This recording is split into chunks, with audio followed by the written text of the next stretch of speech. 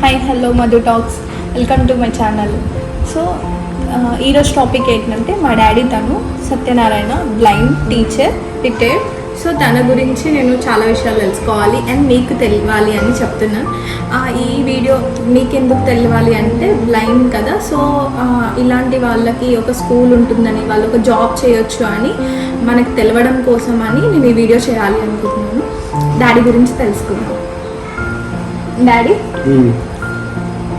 ఎప్పుడు పుట్టావు, ఏంటి, బ్లైండ్ ఎలా అయ్యావు? 1959లో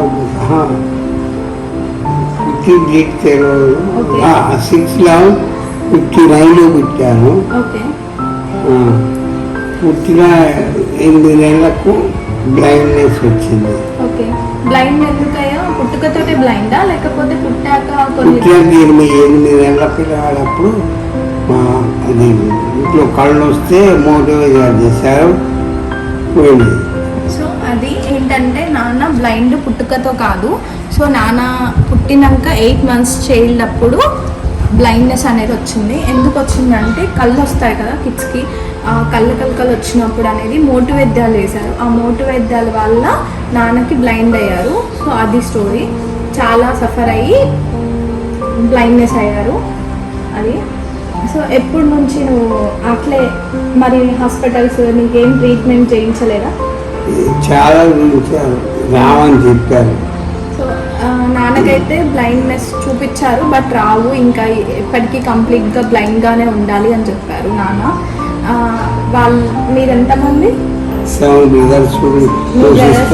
మీ బ్రదర్స్లో కూడా ఈ బ్లైండ్ వాళ్ళు ఉన్నారా, మీరు ఒక్కరేనా? ఒక్కడే. నాన్న అయితే బ్లైండ్ ఒక్కడే, అది పుట్టుకతో కాదు కాబట్టి నా బ్లైండ్. సో నాన్న మీ అన్నదమ్ములు నీతో ఎలా ఉండేవాళ్ళు?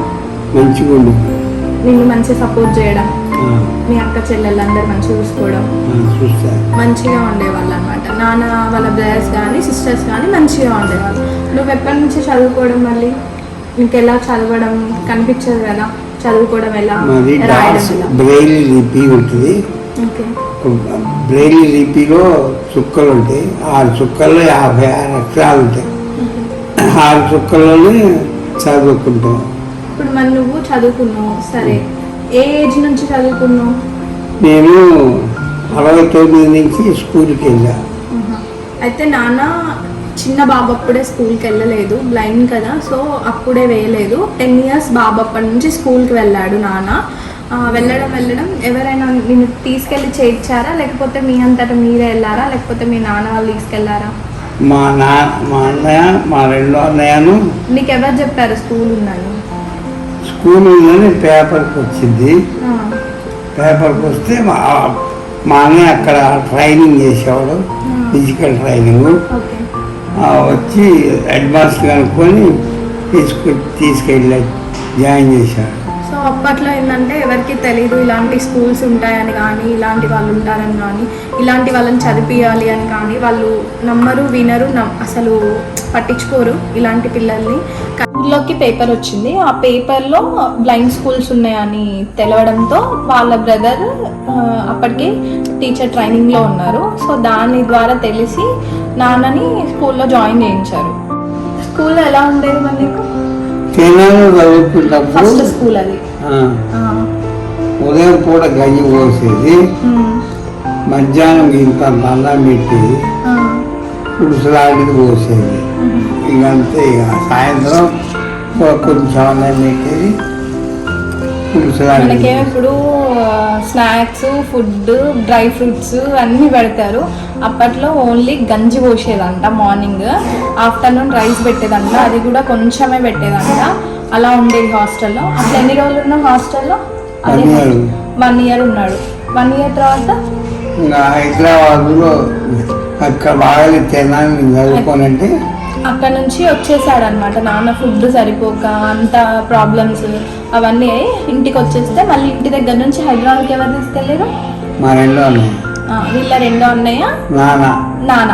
సో ఇద్దరు కలిసి మళ్ళీ హైదరాబాద్లో హాస్టల్ చూపించి, హైదరాబాద్లో హాస్టల్ ఉందని తెలుసుకొని హాస్టల్లో జాయిన్ చేశారనమాట. మళ్ళీ అక్కడ నుంచి హాస్టల్ అక్కడ ఏం చదువుతున్నావు అప్పుడు? 3లో వేశారు. థర్డ్ క్లాస్లో వేసారంట. థర్డ్ క్లాస్ నుంచి 10th వరకు అదే స్కూల్ కదా. థర్డ్ నుంచి 10th వరకు ఒకటే స్కూల్లో చదివారు. ఫస్ట్ ఏమో తెనాల్లో చదివారు. తెనాల్లో ఫుడ్ లేదు, అంత ఏం లేదు అని ఇబ్బంది పడుతున్నాడని చెప్పి హైదరాబాద్ తీసుకొచ్చి. సో అప్పట్లో అయితే స్కూల్సే లేవు వీళ్ళకి, 1-2 స్కూల్సే ఉండే. ఇప్పుడు చాలా స్కూల్స్ ఉన్నాయి. సో మీకు ఎవరైనా ఇట్లాంటి ప్రాబ్లమ్స్ ఉన్న వాళ్ళు ఉంటే మాత్రం పిల్లల్ని చదివించండి ఖచ్చితంగా. వాళ్ళు మంచిగా అభివృద్ధిలోకి వస్తారు కాబట్టి ఖచ్చితంగా చదివించాలి. వాళ్ళని ఇంట్లోనే కూర్చోబెట్టాలి. ఈ రోజుల్లో అయితే డబ్బున్న వాళ్ళైతే పనులను బట్టి ఇంట్లోనే ఉంచేస్తున్నారు పిల్లల్ని. అట్లా ఉంచకండి, వాళ్ళకు ఒక లైఫ్ ఉంటుంది కదా. సో ఇంకా తెలుసుకుందాం డాడీ గురించి. ఇంకా నీకు ఎవరైనా ఫ్రెండ్స్ ఉండేవాళ్ళ? ఫ్రెండ్స్ ఎలా చూసేవాళ్ళు? మీ ఊర్లో ఎలా చూసేవాళ్ళు? మా ఊర్లో అందరూ మంచిగానే చూసేవాళ్ళు. నీ కళ్ళు లేవని ఎవ్వరు ఏమనకపోయారా? మంచిగా చూసేది అందరూ. కొట్టడం, పిల్లలు ఆడుకోవడానికి వచ్చేదా నీతో? అంటే చిన్నప్పుడు నాకు అంత తెలియదు, పెద్ద అయినాక అందరు ఫ్రెండ్స్ అయ్యారు. ఎప్పుడన్నా బాధపడ్డావా నాకు కళ్ళు ఉంటే బాగుండు అని? ఎప్పుడు కూడా. నేను ఎలా ఉంటానో తెలుసా? అదనమాట, డాడీకి కంప్లీట్ బ్లైండ్, నాన్నకి నేను ఎలా ఉంటాననేది కూడా తెలియదు యాక్చువల్లీ ఇప్పటి వరకు. ఎవరైనా చెప్తే చూడడమే, వినడమే అనమాట. నాన్న మీ పాప బాగుంది, మీ పాప ఇలా ఉంటుంది, మీ పాపని ఇలా ఉంటుంది, మీ మిస్సెస్లా ఉంటుంది అని చెప్తే వినడం తప్ప నేను ఎలా ఉంటాననేది కూడా తెలియదు. ఇప్పుడు ఎలా ఉంది? మంచిగా ఉందా? కానీ ఎప్పుడు బాధపడలేదు. ఎందుకు బాధపడలే? అందరూ కళ్ళు నుండి అందరూ మంచిగా ఉన్నారు, నువ్వు కళ్ళు లేవు కదా, నువ్వు ఈ లోకాన్ని చూడలేకపోతున్నావు. ఎటు వెళ్ళాలన్నా ఒక మనిషి తోడు ఉండాలి. మనిషి తోడు లేకపోయినా వెళ్తాను, ఎక్కడికైనా వెళ్ళగలుగుతా. జాబ్ వచ్చినాక కొంచెం హ్యాపీగా ఉంది. జాబు చేస్తున్నాం. 2017లో రిటైర్డ్ అయ్యా. 93లో వచ్చింది జాబు. నాన్న ఆయన కష్టానికి ఫలితం దక్కింది. 93లో ఆయనకు జాబ్ వచ్చింది. 2017 వరకు జాబ్ చేశారు. ఒక టీచర్గా అండ్ హెడ్ మాస్టర్గా చేసి రిటైర్డ్ అయ్యారు. నీకు నెక్స్ట్ స్టోరీస్ అన్నీ చెప్తాను. నాన్న మీకు ఎగ్జామ్స్ ఉంటాయా? ఉంటాయి. ఎగ్జామ్స్ ఎట్లా రాస్తావు నువ్వు? రైటర్ని ఇస్తారు. ఓకే, అంటే రైటర్ని ఇస్తారు. మీరు చదువుకోవాలి కదా, మరి ఎలా చదువుతావు ఎగ్జామ్స్? బ్రెయిలీ లిపిలో చదువుకుంటాం. బ్రెయిలీ లిపిలో చదువుతాం. చదువుకొని ఎగ్జామ్స్ అప్పుడు ఒక రైటర్ ఇస్తారు. నువ్వు చెప్తుంటే వాళ్ళు రాస్తారు. వీళ్ళు క్వశ్చన్ చేస్తే నువ్వు ఆన్సర్ చెప్తే వాళ్ళు రాస్తారు. ఎగ్జామ్స్ మరి మీకు ఎగ్జామ్స్ అంటే మాలాగానే ఎగ్జామ్స్ పెడతారా, లేదంటే ఇయర్లీ వన్సే పెడతారా? అంటే స్కూల్లో వెళ్ళేటప్పుడు హాఫ్ ఇయర్లీ, క్వార్టర్లీ, అంటే ఇక మాలాగానే ఎగ్జామ్స్ పెడతారు ఏదైనా. స్కూల్లో ఉన్నప్పుడు ఎగ్జామ్ పాస్ అయ్యేదా ఫెయిల్ అయ్యేదా? పాస్ అయ్యేది. పాస్ అయ్యేదంతా. మీ మమ్మీ డాడీ వాళ్ళు వచ్చేదా చూడడానికి? మీ అన్న వాళ్ళు, మీ మమ్మీ డాడీ వాళ్ళు అందరు వచ్చేదా చూడడానికి? ఎవరు రాకపోయేది. ఒక రెండోనే హైదరాబాద్ నాళ్ళు వచ్చిండు. ఇంకా తర్వాత ఎవరు రాలేదు. నేనే పోవటం రావటం జరుగుతుంది. అంటే అప్పుడు వాళ్ళకేం తెలియదు కాబట్టి ఇప్పుడు మనమేమో హాస్టల్లో ఏదైనా వారానికి వెళ్ళిపోతాం, పిల్లలు ఎలా ఉన్నారో అనుకుంటాం, అన్ని ప్రాబ్లమ్స్ ఫేస్ చేస్తారు. పేరెంట్స్ అయితే వేయగానే ఏడుస్తూనే ఉంటారు. కానీ అప్పుడు మా డాడీ వేసినాక ఎవ్వరూ వెళ్ళకపోయేదంట హాస్టల్కి, తను ఒక్కడే ఉండేదంట.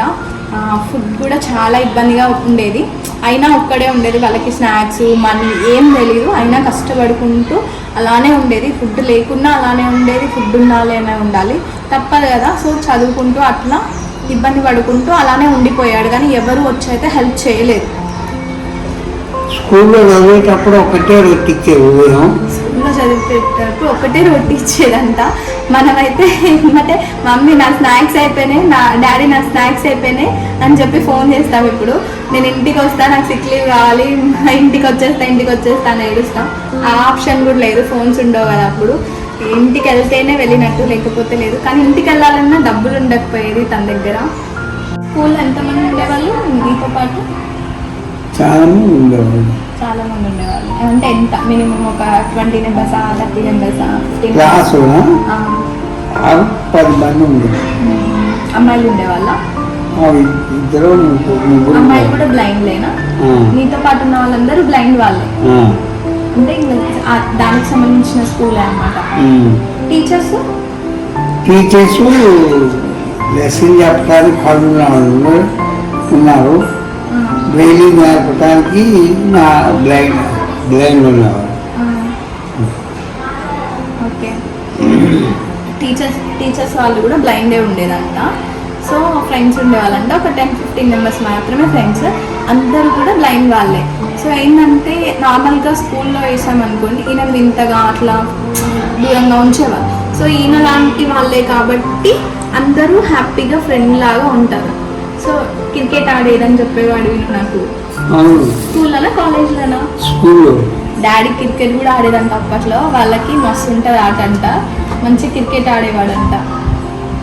బాల్కు గజ్జె కట్టేది, ఇట్లా దాని మీద బ్యాట్ మీద వేస్తుంటే చాలా విసిరేది, రన్స్ చేసేది.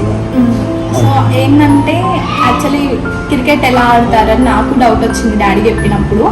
బాల్కి అంట ఒక గజ్జె లాంటి సౌండ్ రావడానికి కట్టేదంట. వాళ్ళకి కళ్ళు మాత్రమే లేవు, వినికి శబ్దం చాలా బాగా గమనిస్తారు, వాళ్ళకి టాలెంట్ కూడా చాలా ఉంటుంది. సో బాల్ ఆడినప్పుడు అలా సౌండ్ తోటి గుర్తుపట్టి బాల్ ఆడేదంట, అట్లా ఆడేదంట. చెస్ ఆడతారు వీళ్ళు, గేమ్స్ కూడా అన్ని రకాల గేమ్స్ ఆడతారు. ఇంకా డాడీ వాళ్ళ ఫ్రెండ్స్ అయితే కుకింగ్ కూడా వేస్తారు. మా మమ్మీ కూడా బాగా చేస్తారు కుకింగ్, లైన్నే కానీ కుకింగ్ బాగా చేస్తారు. డాడీ కుకింగ్ రాదు కానీ మా డాడీ వాళ్ళ ఫ్రెండ్స్ అయితే కుకింగ్ బాగా చేస్తారు. వాళ్ళు కూడా జెంట్స్ కూడా చేస్తారు.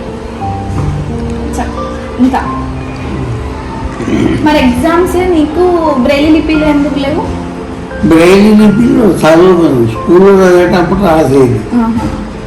కాలేజ్ లెవెల్లో పోయాక రైటర్ని ఇస్తారు, రైటర్ ద్వారా రాయాలి. అంటే స్కూల్లో ఉన్నప్పుడు బ్రెయిలీ లిపిలోనే రాసేదంట ఎగ్జామ్స్. కాలేజ్కి వెళ్ళాక ఇప్పుడు డాడీ ఎగ్జామ్ ఉందనుకోండి, నేను ఎగ్జామ్ రాయాలి, డాడీకి క్వశ్చన్స్ వేస్తే డాడీ నాకు చెప్తారు, అప్పుడు నేను రాయాలన్నమాట. అంటే ఒక అటెండర్లా తనకి సపోర్టింగ్ ఒక పర్సన్ ఇస్తారనమాట. ఆ పర్సన్ ఎగ్జామ్ ఎక్స్ప్లెయిన్ చేస్తుంటే డాడీ చెప్పింది రాస్తారనమాట. అది వాళ్ళకి ఎగ్జామ్స్ అలా ఉంటాయి. ఇంకా చెప్పు నీ గురించి. స్కూల్ లైఫ్ బాగుందా, కాలేజ్ లైఫ్ బాగుందా? స్కూల్ లైఫ్ బాగుంది. సో ఎగ్జామ్స్ ఎట్లా రాసినావు 10th? అదే బ్రెయిలీలో ఎన్ని మార్క్స్ వచ్చాయి? పాస్ మార్కులు వచ్చాయి. పాస్ మార్కులు వచ్చాయంట సార్కి. సో అది ఇప్పుడు చెప్పు నా సబ్స్క్రైబర్స్ అందరికి నీ గురించి చెప్పు. నా గురించి ఇంకా తెలుసుకోవాలి అంటే నా ఛానల్ని సబ్స్క్రైబ్ చేసి, లైక్ చేసి, షేర్ చేసి, కామెంట్ చేయండి. సెకండ్ పార్ట్ ఇంటర్, డిగ్రీ, నానేమేం చదివాడు, ఎలా జాబ్ వచ్చింది, జాబ్ తర్వాత ఎలా పెళ్లి చేసుకున్నాడు, లవ్ మ్యారేజా అరేంజ్డ్ మ్యారేజా, సో అవన్నీ నెక్స్ట్ వీడియోలో ఖచ్చితంగా అప్లోడ్ చేస్తాను. అది కూడా మీరు కామెంట్ చేస్తేనే. నా గురించి తెలుసుకోవాలంటే సబ్స్క్రైబ్ చేయండి. Okay bye friends. బాయ్.